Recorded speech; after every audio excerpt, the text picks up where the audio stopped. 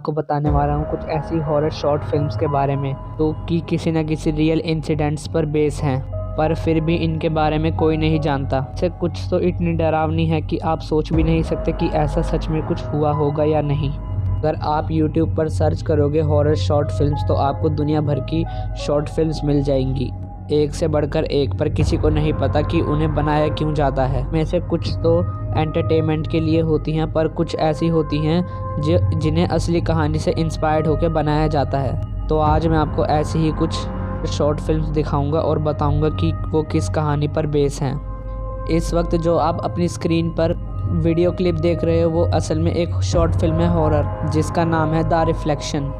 और ये horror short film भी एक रियल इंसिडेंट पर बेस है।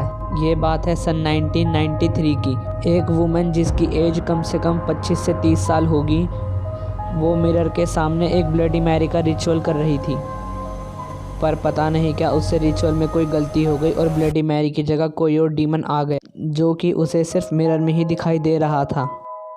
और उस दिन के बाद से वो लड़की पता नहीं कहाँ गायब हो गई, और अब तक भी उस लड़की का कुछ अता पता नहीं है कि वो कहाँ गई। लोगों का मानना है कि डेविल उसे अपने साथ नर्क में ले गया, और कुछ लोग कहते हैं कि डेविल उसे अपने साथ मिरर में ले गया और वहां ले जाकर उसे कैद कर दिया, पर सच क्या है कोई नहीं जानता। और अगली हॉरर शॉर्ट फिल्म का नाम है द मीकूस, और ये भी रियल इंसिडेंट पर बेस है, और साथ ही साथ यूट्यूब पर भी अवेलेबल है, आप चाहो तो देख भी सकते हो। और इस कहानी में ये है कि एक टीनेजर ने ना जाने कहाँ से एक अजीब सी क्रीपी सी ड्राइंग बना दी, और ये ड्राइंग बिल्कुल देखने में एक अजीब से मॉन्स्टर की तरह लग रही थी, और उसे वो ड्राइंग इतनी पसंद आ गई थी कि उसने फैसला किया कि मैं इसे अपने दीवार पर लगाऊंगा। उसने उस ड्राइंग को कट करके अपनी दीवार पर लगा ही रहा था कि तभी उसने नोटिस किया कि और भी ज़्यादा क्रीपी हो गई थी। ऐसा लग रहा था जैसे वो ड्राइंग नहीं बल्कि एक रियल ह्यूमन खड़ा हो, पर फिर भी उसे इग्नोर करते हुए वो उस ड्राइंग को अपनी वॉल पर लगाने लगा।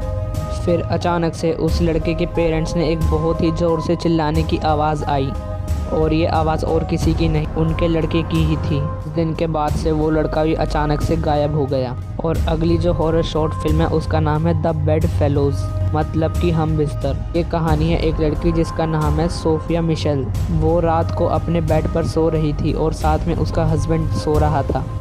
तभी अचानक उसका फ़ोन बजने लगा और उसने नोटिस किया कि फ़ोन तो उसके हस्बैंड का है, पर हस्बैंड तो उसके साथ में ही सो रहा है। तभी उसका हस्बैंड कहता है कि मुझे आने में थोड़ी देर हो जाएगी। देन तब वो नोटिस करती है फिर मेरे साथ कौन लेटा है, और वो कौन हो सकता है इसका अंदाज़ा तो आप लगा ही चुके हो। और फिर सुबह उस लड़की की लाश मिली, पर इस बात का क्लैरिफाई नहीं हो पाया कि वो कोई रियल ह्यूमन था या फिर कोई घोस्ट, क्योंकि हो सकता है जिसे हम घोस्ट समझ रहे हों वो कोई घोस्ट ना होकर कोई रियल ह्यूमन हो जो कि उसके घर में चोरी करने आया हो। और जब वो लड़की जगी तो पकड़े ना जाने के डर से वो भी उसके साथ में ही लेट गया, पर फिर भी मूवीज़ डायरेक्टर ने इसे एक शॉर्ट फिल्म हॉरर की तरह बना दिया, पर इसमें कितना सच है इसे भी कोई नहीं जानता। अब इस वक्त जो आप स्टोरी देख रहे हो उसका नाम है द स्माइलिंग वुमेन, और ये स्टोरी बेस है जापान की एक अर्बन लेजेंड स्टोरी जिसका नाम है कुचिसाके ओना।